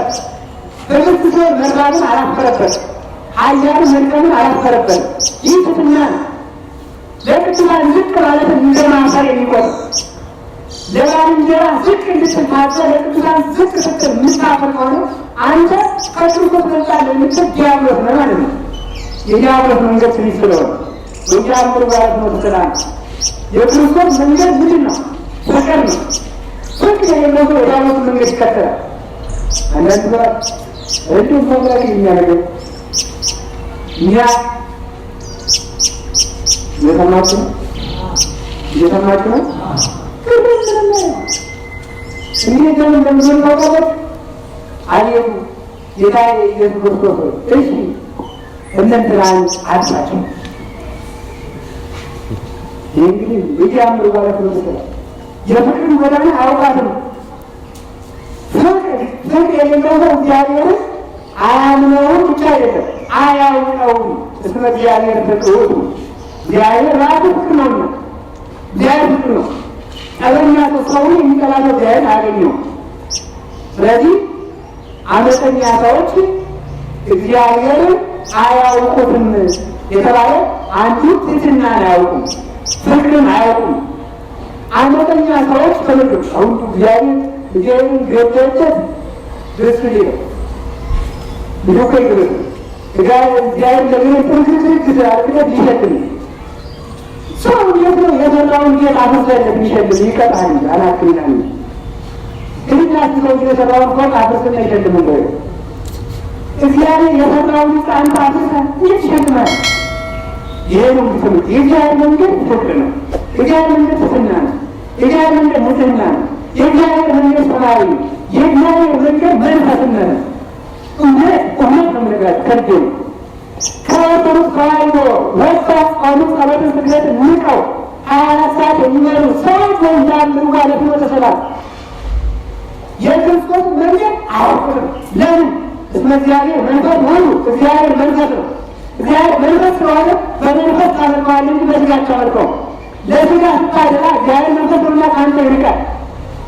ጾም አስጠብቆ መብት ስትወድ እግዚአብሔር መንፈስ ስለሆነ ለሥጋ ይዛልና እግዚአብሔር በሥጋ ላይ አይኖርምና ይለያል። ምንድን ነው ያለ እግዚአብሔር? ኦሪት ዘፍጥረት ምዕራፍ 6 ላይ ሲናገር ምንድን ነው? በእነዚህ ሰዎች ላይ መንፈሴ ፈጽሞ አይኖርም፣ አጠፋቸዋለሁ፣ ሥጋ ብቻ ናቸውና ነው። ሥጋ ብቻ ናቸውና በሉ። ሥጋ ብቻ ናቸውና እግዚአብሔር ሥጋ ብቻ በሆነ ሰው ላይ አድሮ አይኖር። አሁን እግዚአብሔር ረድኤቱን የሚያነሳትለው ይመስላችኋል? ሥጋ ብቻ ስለሆነ መንፈስ የሆነ ሰው በመንፈስ የተከተለ እግዚአብሔር ያገኝ። ከሥጋ ለነፍሱ አንድ ሰው ሕይወቱ ኖሮ የሚባለው መንፈሱ ገልጦ ሥጋው ሲያንስ ነው። ለዚህ ነው ጳውሎስ ሲናገር እመሰው ከነኛ ርዕሰነኒ ተቆነን፣ እኛ ራሳችን ብንገዛ ራሳችን ብንፈርድበት ሥጋችን ብንፈርድበት በነፍስ አልተፈረደብን ነበር። ይህም ብሎ እኮ ቅዱስ ያሬድ ሲናገር ናግሩ ለሥጋ ነው የሚለው። ሥጋችን ለነፍሳችን ቀጥቅጠን እናስገዛው። ሙሉ ቅዱስ ጳውሎስም አንደኛ ቆሮንቶስ ምዕራፍ 9 ለምን ነው የሚለው? ሥጋዬን እየጎሰምኩ ለነፍሴ አስገዛዋለሁ። ሌሎችን ሰምቼ ሊወድቅ እንዳልቀር ሥጋዬን እየጎሰምኩ ለነፍሴ እንዲገዛ አደርገዋለሁ። ያን ጊዜ ሥጋ ለነፍስ ሲገዛ፣ ነፍስ ለእግዚአብሔር ስትገዛ ይሁዳና ወንድሞችን ወደ ተብሎ ተቆጠረ። ይህንም ለ ትርጓሜ ይመስላል። እግዚአብሔር ከጥንት ጻድቃን እግዚአብሔር አብርሃም ለይስሐቅ ለያዕቆብ ልጆች ለኢሳይያስ ለሕዝቅያስ አድሯልና ይሁንላችሁ። እግዚአብሔር የሚያድረው ከጻድቃን በተወለደ መካከል ነው። አሁን ጻድቃን ለምንድን ነው የምታከብሩ? ዛሬ በ17 ህዳር 17 ወደ ተገበፍ እናከብራለን። ዮሐንስ አፈወርቅ እናከብራለን። ለምንድን ነው ጻድቃን የምታከብሩ ብትሉ እግዚአብሔር በጻድቃን ትውልድ መካከል ስላለን። ጻድቃን የሚያከብር እግዚአብሔር ያከብራል።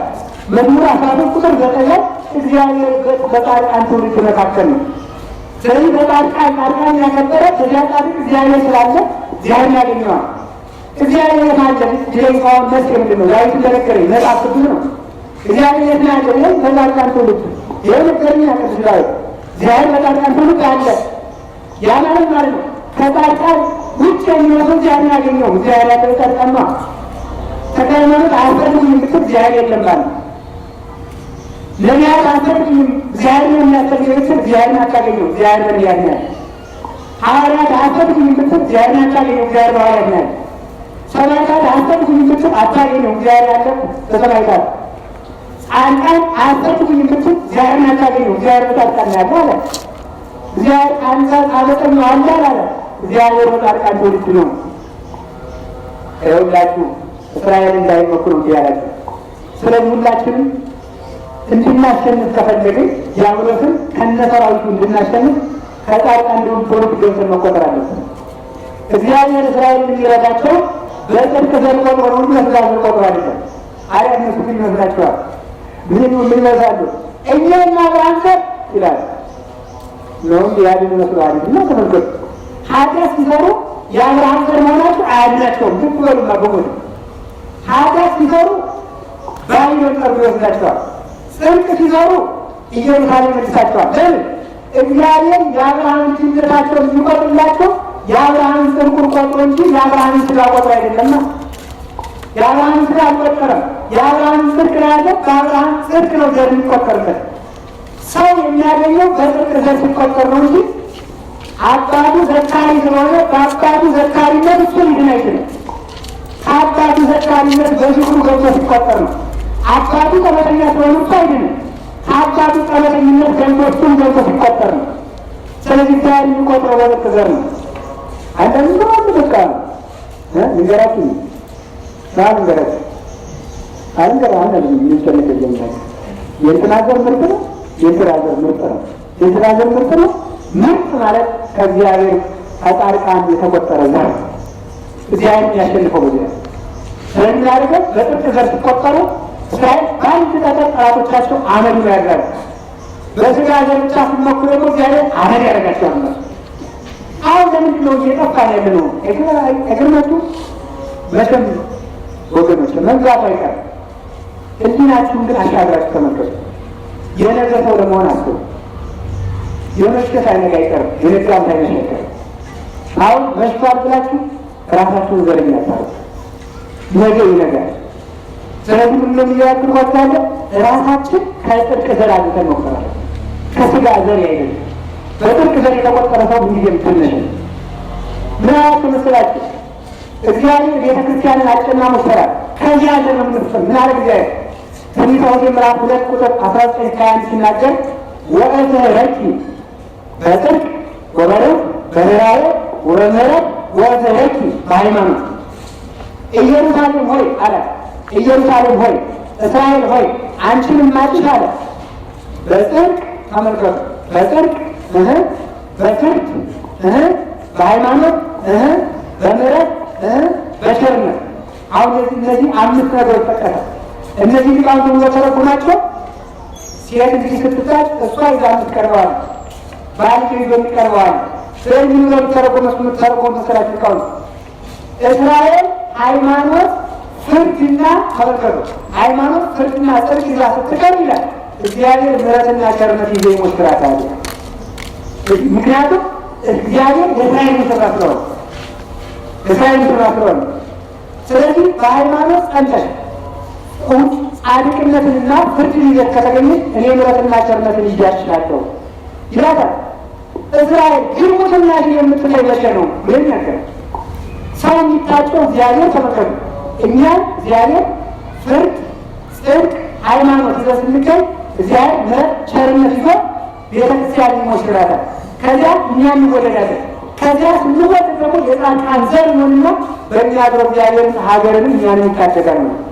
አሁን ግን ተመልከቱ፣ ከቤተ ክርስቲያን ሃይማኖት ሲጎል፣ ፍርድ ሲጎል፣ ጽድቅ ሲጎል፣ ጽድቅ ማለት እውነት ነው።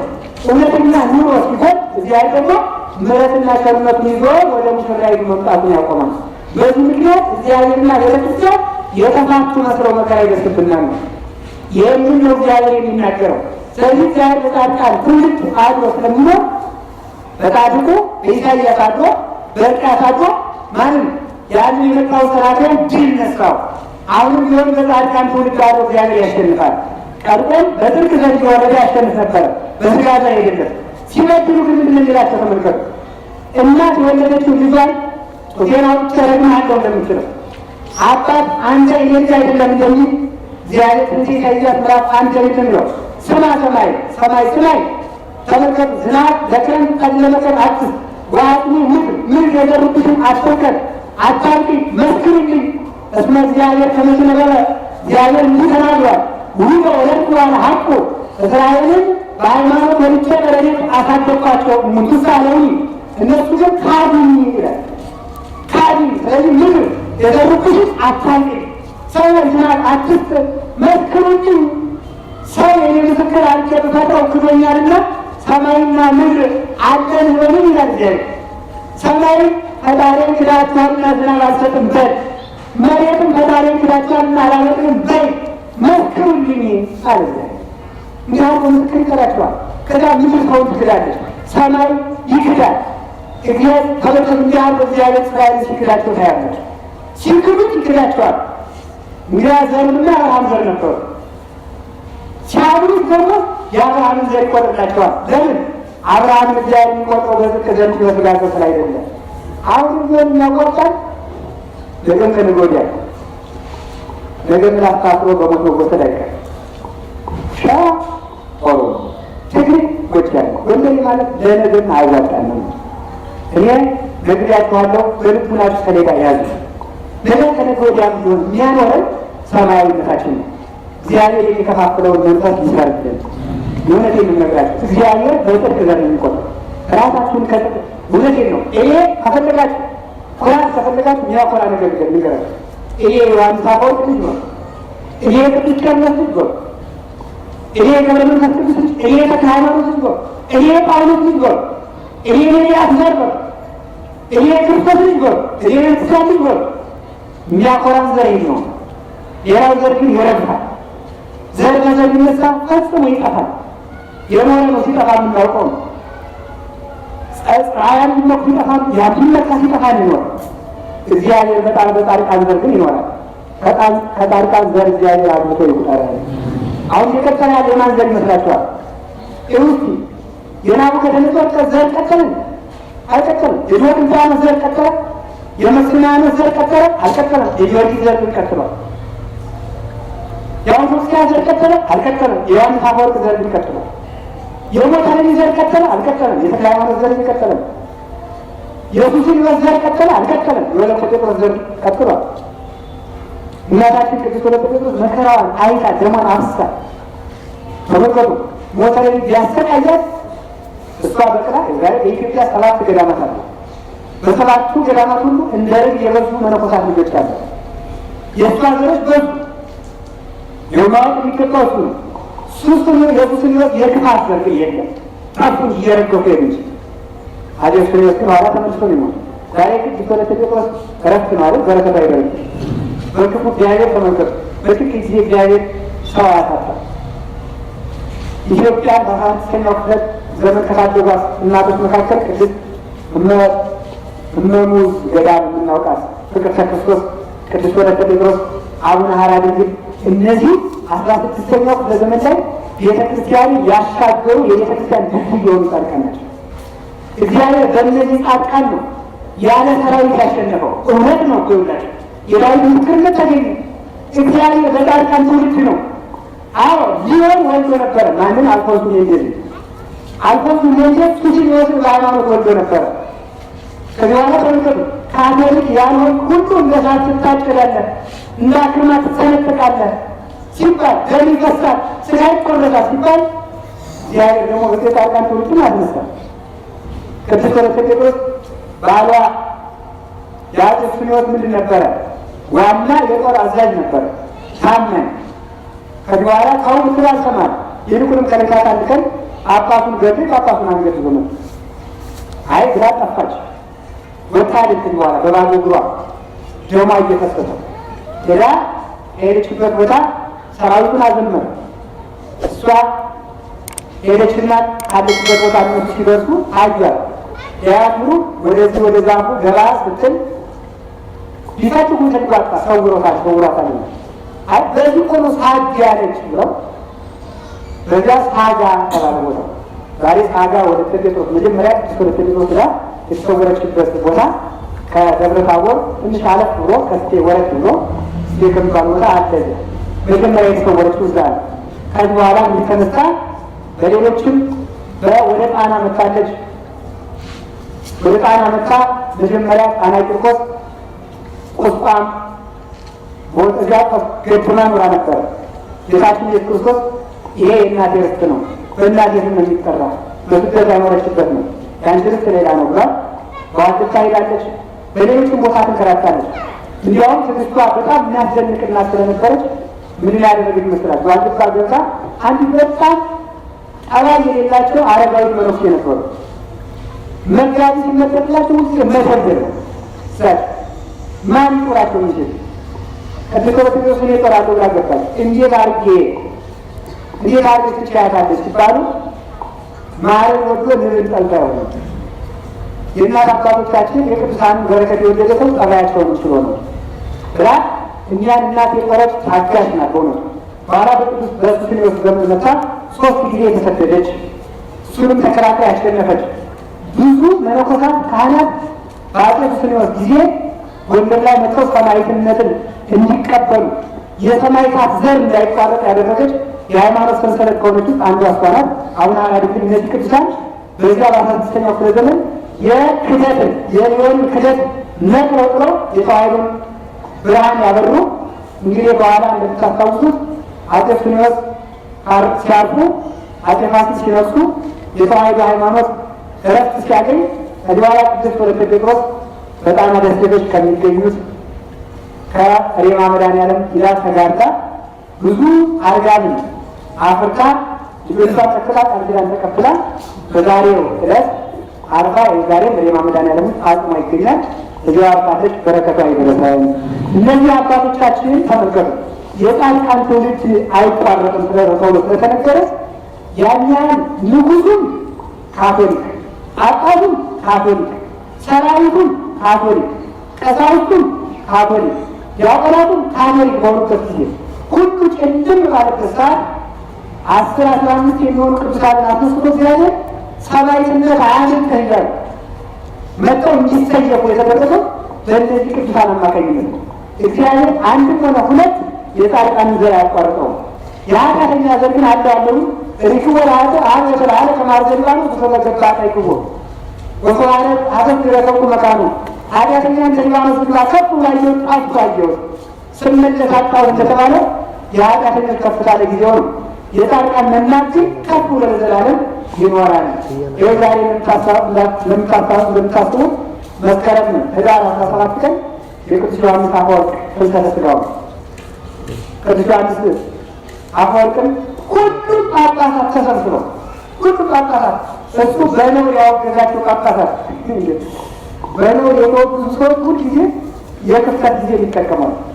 የክፍተት ጊዜ አሁን ይዋቸው እንዲ በእውነት ያፈርሰው ይዋቸው እንዲ በእውነት ይያቸዋል።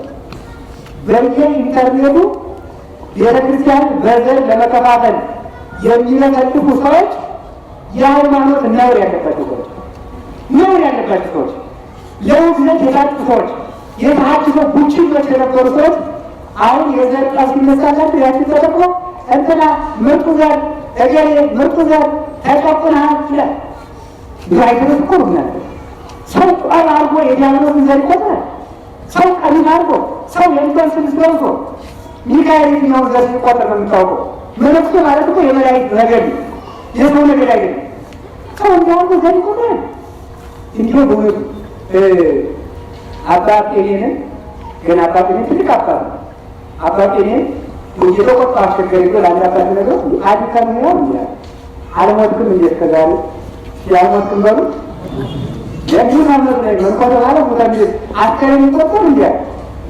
እነዚህ ሰዎች እኮ ሰው እኮ ሲመለኩት እንደውም አንድ አባት እንዳደረጋችሁ ሰው ሲመለኩት አባቱ ክርስቶስ እናቱ ድንግል ማርያም ነው። አባቱ ክርስቶስ እናቱ ድንግል ማርያም ሰው መንቁሶ ዘር ከመቁጠር በላይ በሽታ የለም። ሰው የእንጦስ የኤልያስን ቅናት ታጥቆ የዮሐንስን ቅናት ታጥቆ ሰው የእንጦስን አስኬማ ለብሶ ሰው የክርስቶስን ከለሌዳ ለብሶ ክርስቶስ ቀሚስ እኮ የክርስቶስ ከለሌዳ ነው። ክርስቶስ ለአንድነት የሞተበትን ቀሚስ ለብሶ ሰው ዘር ከቆጠረ የሆነ ነው። ከዚህ በላይ ሞዴ እንግዲህ ሰው ነው ያለባቸው ሰዎች የቤት ጦርነትን እየጠበቁ ግርግርን እየጠበቁ ቤተክርስቲያን መክፈል ይፈልጋሉ። ግርግር እየጠበቁ እንግዲህ ተመልከቱ። ቅዱስ ዮሐንስ አፈወርቅ ከንግሥቲቱ ጋር ሲጣጣ በነውር ያወገዛቸው ጳጳሳት በሙሉ ተሰበሰቡና ንግሥት ሰደረሽ ሄደ የማይረባ እያሉ ነው አፋቸውን እያሰቡ መጡና በያውጅ ጉጭ የታሰረ ያወጡ ከተም የታሰረ አያት ታስራ አውጅተና ተባለ። ተሰደደ። ብዙ ስቃይ ተሰቃየ። ስቃዩን ደግሞ መናገር አይቻልም። እና እንደውም ለአንዲት ወዳጁ ምዕመን የሚሆነብር ላከላ እግዚአብሔር ከዚህ በላይ ምን ዋል ብለሽ ነው እንዳልጠግብ በረሃብ አስቀምጦኛል፣ ሰውን እንዳላማ ብቻዬን አድርጎኛል፣ እግዚአብሔር ከዚህ በላይ ምን ውለት አይወለድም ብሎ ጽፎላት ነበር። እንዲሁ በዚያ ስደት ውስጥ ከቆየ በኋላ ያለ እረፍት የሚያስጉዙ ያለ ምግብ የሚያስጉዙ ጨካኝ ወታደሮች በተራ የተመደቡለት በደዌ በገር ተቀጥቅጦ የኖረውን ስጋውን ሲያስጉዙ ከኖር በኋላ ግንቦት 12 ቀን አርፎ ከስላሴ የብርሃን መንበር ስር ከተተካ በኋላ እንደገና ከ35 ዓመት በኋላ ያቺ ንግሥት ሙታ ታናሹ ቴዎዶሲዎስ የአርቃዲዎስ ልጅ ሲነግስ ቅዱስ ዮሐንስ አፈወርቅን ይዛችሁ ነው ወደ ላት አያም መንቀሳቀስ አቃታቸው አቁሙ። እዛውና ያደረጉ መስላችሁ አይ አባቴው ምናል የእናቴን በደል አታስብብኝ ዮሐንስ አፈወርቅ እባክህን ብሎ ደብዳቤ ጻፈለት። ሲልክለት አቅሙ ተንቀሳቀሰ። ኋላ አቅሙን አፍልሰው ይዘዋት ሲመጡ ወደ መንበር ይዘዋት በመጡበት ጊዜ በመርከብ አስካፍረው ይዘዋት ሲሄዱ አቅጣጫ አንስታ ነፋስ ተነሳና በሌላ አቅጣጫ ሄደች። ኋላ እሱ የተሰደደ ምንድን ነው ንግሥቲቱ ያን መሬት አትቀሚ ብሎ ነበር ያው መከራ የደረሰው። ከዛ በኋላ ምን አደረገ? አንቺ ንግሥት ነኝ ብለሽ የድሀ ገንዘብ ከቀማት ክርስቶስ ንጉሠ ነገሥት ነውና ከእሱ መንግስት ላይ ይሻላል አሰደደችው። አረፈ። በኋላ አሳፍሮ ይዘው ሲመጡ ያለ መንገዱ ጀርባይቱን ነፋስ አስነሳለ። ይዟ ሲመጣ ምን መታወቅ ምን በከቢቱ በወጣች በዚያ ድሃ መሬት በኩል ወጣች። የሞተላት ለዚያ ጽድቅ ነበር። የጽድቅ መምህር መሆኑን ለማመልከት ነው። ስለዚህ ቅዱስ ዮሐንስ አፈወርቅ እግዚአብሔር በጻድቃን ትውልድ መካከል ነውና ቤተክርስቲያን አስኪቶ የዛሬው ዶክተር ወይ ልጅ አይታወቅም ወይ ልጅ አይታወቅም ወይ ዘመዶቿን አናውቅ። ዮሐንስ አፈወርቅ ግን ዘር ተክሎ ቤተክርስቲያንን በድርሰት በአማን አፈወርቅ በአማን አፈጻድዮ ዘያተረከዋ ለቤተክርስቲያን በራሳት ነው ይላል ቅዱስ አባቶች ገላጭ በመጽሐፍ ውስጥ ሲገልጸው እውነትም ቤተክርስቲያንን በድርሰቱ ወርቅ የሚያስገዛት አፈን አፈማ አፈቱከ ሶከር በአማን አፈሶከር በአማን አፈማር ዘያተሰስሆም ለማግኘት በጣይ በትምህርቱ ለጣፈት የምዕመናንን ሐዘን የሚሽር ልቡናቸውን የሚያጣፍጥ እውነትም አፈስባል አፈማር በአማን አፈመጥባይ አጋንንትንና መናፍቃንን የሚቆራርጣቸው እውነትም አፈሰይታል። ዮሐንስ አፈወርቅ ዛሬ የሊቃውንት ከሊቃውንት ዘንድ የተቆጠረ በቤተ ክርስቲያን የተቆጠረ አያችሁ፣ ተመልከቱ። ሌላ ቢሆን ብዙ ሰዎች ሊቃውንት ይላሉ እግዚአብሔር ከድንግል ማርያም ቀጥሎ እንደ ዮሐንስ አፈወርቅ በቤተ ክርስቲያን ያገኘነው ሰው የለም ይባላል። እሳግለኝ እሳግለኝ እሳግለኝ በወድሰኝ በገሞደሰኝ ተመልከቱ። ዮሐንስ አፈወርቅ ለምሳሌ ማርያም በተነሳችበት ማን ሲነሳ ዮሐንስ አፈወርቅ ሲነሳ ታምረ ማለት አይነበብ ይላል። ዮሐንስ አፈወርቅ ሳይነሳ ማለት አያት የእሱ ዘር አልተቋረጠም። የጻድቃንን ዘር ሞክት አታስቀረው። የጻድቃንን ዘር ገድ አታስቀረው። የጻድቃንን ዘር አስር አታስቀረው። ስለዚህ ተመልከቱ፣ ሃይማኖቱን በዘር አጠፋዋለሁ ብትል አይጠፋም። ሃይማኖት በዘር አይጠፋም። ዘር ይጠፋል፣ የሃይማኖት ዘር ይቀጥላል። የሥጋ ዘር ይጠፋል፣ የሃይማኖት ዘር ይቀጥላል። እግዚአብሔር ከሃይማኖት ዘር ቁጠረን። የክህነት ዘር አይጠፋም። ለምን? የማይጠፋው ዘር ኢየሱስ ክርስቶስ ስለሆነ። እስመ ተመልከቱ አኮ እምስምረተ ብእሲ ወብእሲት ዘተወልዱ አዳም እግዚአብሔር ተወልዱ። የተወለዱት ከሥጋና ከደም ፈቃድ ከወንድና ከሴት ፈቃድ አይደለም፣ ከእግዚአብሔር ተወለዱና ተወልደዋልና። ዘራችን የኛ ኢየሱስ ክርስቶስ ነው።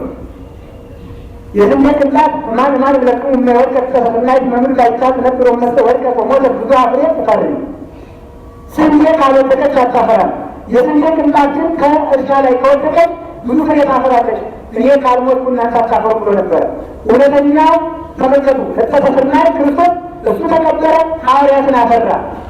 እኔ ግን ጊዜ እናንተ ቅርንጫፍ ናችሁ ይላል። ከዚያ እንዳለ ታውቃላችሁ። ዮሐንስ 15 ላይ ምናላል አነው ማረገ በአንተ ማይጥዩ የወይን ጉልሌ እናንተ ቅርንጫፍ ናችሁ አለ። ከዚያ ሳብኛ ላይ መጨረሻ ላይ አባ አንተሙ ዛሬ ኩሙኒ አላ አነ ሐረይኩሙ ወሬተቱሙ ከመትሁሩ ወፍሬ ፍሬው። እናንተ መረጣችሁኝ እንጂ እኔ መረጣችሁ እንጂ እናንተ አልመረጣችሁኝም። ስለዚህ እናንተ ፍሬ እንድታፈሩ አድርጋችኋል አለ። እና ቁጥር 10 ላይ ግን ዮሐንስ 15 ወፍሬ ኩሙኒ ነፍር ለዓለም ፍሬያችሁ ለዘላለም ይኖራል። የሐዋርያት የክህነት ፍሬ፣ የሥርዓት ፍሬ፣ የሃይማኖት ፍሬ፣ የወንጌል ፍሬ፣ የምንኩስና ፍሬ፣ የቅዳሴ የሌላው የንጽሕና የቅድስና ፍሬ፣ የሥርዓቱ ፍሬ፣ የቁርባኑ ፍሬ እስከ ዘላለም ድረስ አይጠፋም። የሥጋ ዘር ግን ይጠፋል። ጳውሎስም ትፈቅዳለህ እንጂ የጳውሎስን ወንጌል አትገድለውም። ጳውሎስም ታስረዋለህ እንጂ የጳውሎስን ወንጌል አታስረውም። ቅዱስ ጳውሎስ ታስሮ ሳለ ምንዳሰው ከሰጡ ወንጌል አይታሰርም። ሲበሉላችሁ ወንጌል ምን አይነት ወንጌል አይታሰርም። ወንጌል አይሞትም። ወንጌል አይጠፋም። መምህሩን ትገድለዋለህ፣ ትምህርቱን አትገድለውም። አለምሄዱን ትገድለዋለህ፣ ምንኩስናን አትገድለውም። ጳጳሱን ትገድለዋለህ፣ ጵጵስናን ግን አትገድለውም። ካህኑን ትገድለዋለህ፣ ክህነትን አትገድለውም። ሃይማኖተኛን ትገድለዋለህ፣ ሃይማኖትን አትገድለውም። እግዚአብሔር በጻድቃን ትውልድ መካከል ነውና እግዚአብሔር ከጻድቃን ትውልድ ይቁጠረን፣ መጨረሻችን ያሳምርልን፣ ለሀገራችን የኢትዮጵያ ሰላም ይስጥልን። በስብሐት ለእግዚአብሔር ወለወላዲቱ ድንግል ወለመስቀሉ ክቡር ይቆየን።